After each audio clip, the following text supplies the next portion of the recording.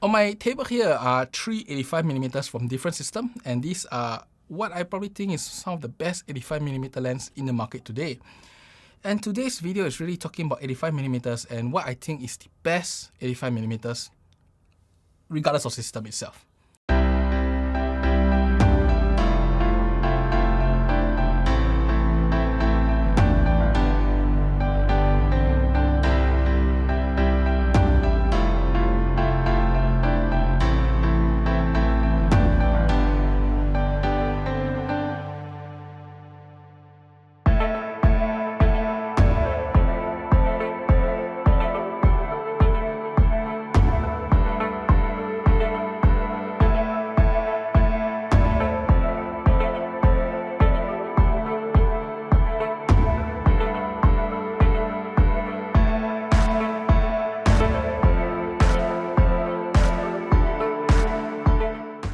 I'm Richard, welcome to Zappy Productions, and you may have seen some of the shots done just now in the montage using 85mm lenses. I have shot across multiple systems, not only just three, I have also shot Leica, I have also shot the GFX system, I have also shot Fujifilm X Mount, not the GFX.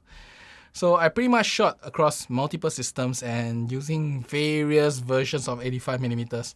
So pretty much, in fact, let me show you this list of 85mm that I can remember in my head. Tons of 85mm across the last 14 years of doing portraiture. I sold my GF110 away because it's a costly lens and I don't use it as much, partially because I own the RF 85 and it's so much more convenient. I sold my Leica system away, so no more Summicron 90mm f2, that lens is sold away. By the way, 90mm f2 to me is the same as these guys here. But yes, I sold my Leica away too because I was funding the GFX at the time. But nevertheless, ignoring those things, these are the three that I have today. The RF 85mm f1.2 is what I think is the best 85mm lens on the Canon system. Very sharp throughout the entire frame, very low chromatic aberrations, and very nice bokeh, and nice AF improvement over whatever they have in the EF series. So as a package, very expensive lens, very good on the RF mount. And I have done shooting cars with this, running across the road. It's perfectly fine, very sharp, very in focus too. Then there is the Nikon Z line. Now the Z line here has lesser choices because it's either this lens on the Z line, there's no 1.4 yet. If not, you have to look at adapting lenses such as the Sigma Art, Tamron 1.8 VCs, or if not, the older 1.8G or 1.4 Nikon. Now, those lenses except the 1.4 Nikon, I have not tried the 1.4 Nikon before. The other three guys that I said just now is inferior optically to this line. This is one of the most affordable 85mm f1.8 lens or 85mm lens, ignoring f. This is probably the most affordable 85mm lens that I find optically very, very, very good.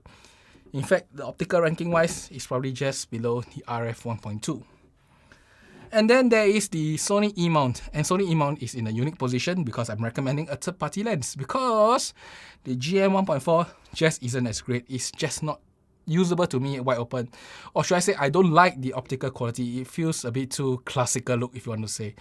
A bit more character, classical, softer, more fuzzy looking, which I didn't like. I prefer this one. I prefer a little bit more clinical, a bit sharper, a bit more modern, less CA kind of look. That is my preference, of course. Many people could prefer different. If you like a more fuzzier look, yes, the 1.4 GM may be the lens for you. But because of that, I prefer this version rather than the 1.4 GM. I also use the 85 1.8G. I think that this guy is still sharper than it. The only downside of this lens is that it has distortion and it has, if I'm not wrong, some weird color tinting. Every time when I show you this lens, I have to correct it. And not only that, if you are using the Sony A1, this lens do not perform 100% on the Sony A1. The A1 will shoot at 15 FPS rather than 30 if you're using this lens. As such, if you are using 85mm on Sony, you must remember, if you are using the Sony A1, this may not be the lens for you. You should get the 1.8G maybe. Now, there are some third-party 85mm lenses that I've never tried, such as the Samyang, which I don't have it. and maybe some other 85mm lens. That maybe some third-party maker. And then of course there is the 85mm Otus 2, which I have yet to try. But for those I tried, the best 85mm goes to either the RF 85 1.2 here, or if not, the GF 110. Both of these are near perfect lenses, very low CA, very sharp across the frame. And below that is the other two lenses I have here, which I feel is the Nikon S line here, and the Sigma 85 1.4. This is the optical quality chart here, if you ask me. These two top, and then these two just below it. So if you are going to buy an 85mm lens and you want that perfect, sharp, low CA, high bokeh look, and you are willing to throw any amount of money regardless of system, then yes, the Canon version is the best. The Canon 85 1.2 with the R5 is perfect, but the whole combination costs you 9,000 Sing dollars, or about 6,000 plus USD. Very expensive combination. But if you want the most budget, good 85mm combination, then I would say is the Z6 together with the Nikon here, or maybe the Z7 with this Nikon 85 1.8S line here. And if you want even more budget, you don't mind budgeting the body even more and live with slightly older technology, then of course the A7 III original one, or A7C, or even A7 II or A7R2 will also work. With this Sigma lens, you get a perfect combination.